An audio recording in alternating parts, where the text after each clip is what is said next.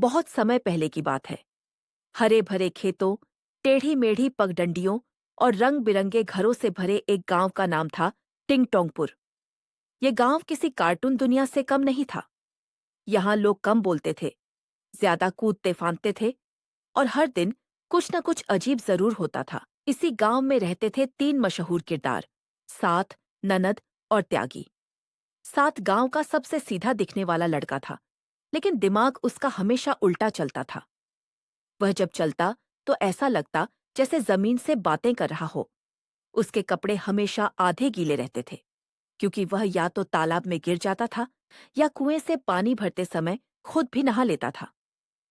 गांव वाले कहते थे, साथ कुछ भी करे, हंसी जरूर ननद नाम से भले ही रिश्ते की याद आती हो, लेकिन असल में वह गांव की सबसे तेज लड़की थी।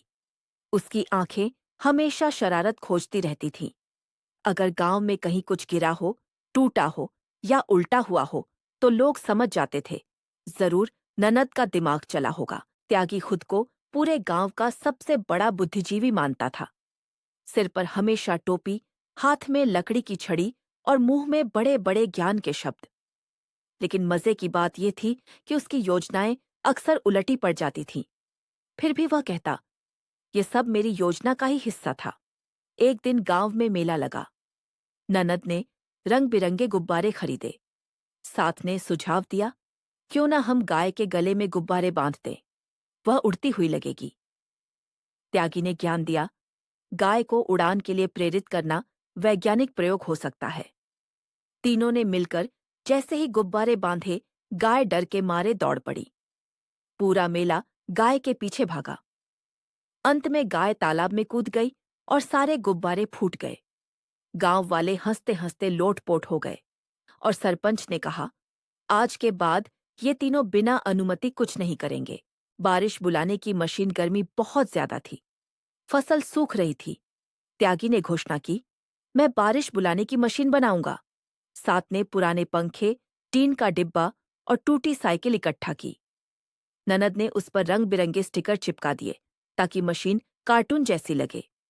जब मशीन चालू की गई तो बारिश नहीं हुई, लेकिन मशीन इतनी तेज घुमा कि सबके कपड़े उड़ने लगे। सरपंच की पगड़ी सीधा पेड़ पर जा अटकी। तभी अचानक असली बारिश शुरू हो गई। त्यागी बोला, देखा, मशीन काम कर गई।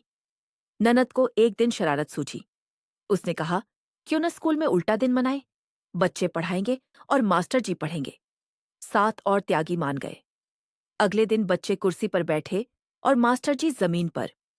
बच्चे बोले, आज होमवर्क नहीं, सिर्फ लड्डू। मास्टर जी पहले गुस्सा हुए, फिर हंस पड़े।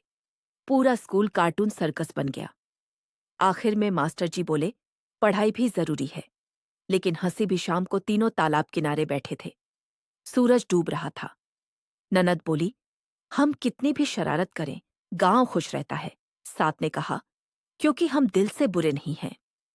त्यागी ने गंभीर होकर कहा, हंसी, दोस्ती और मिलकर रहना टिंगटोंगपुर गांव आज भी वैसा ही है, जहां समस्याएं